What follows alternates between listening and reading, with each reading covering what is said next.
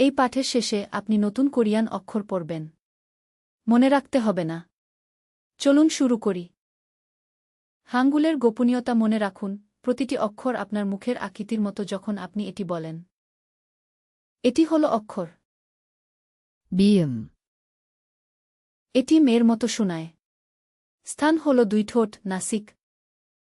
এখন একটি স্বরবর্ণ যোগ করুন এবং শুনুন। 마, 모, এটি হল অক্ষর। 비읍, এটি বেফিয়ের মতো শোনায়। স্থান হল দুই ঠোঁট। এখন একটি স্বরবর্ণ যোগ করুন এবং শুনুন। 바, 보, এটি হল অক্ষর। 이응, এটি নীরব নের মতো শোনায়। স্থান হল গলা, নীরব শুরু। এখন একটি স্বরবর্ণ যোগ করুন এবং শুনুন।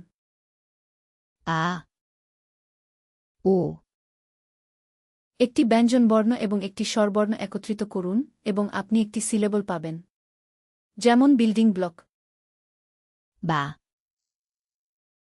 모, 바, আপনার পালা।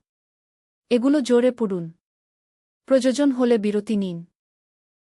마, 모, 바, অবিশ্বাস্য!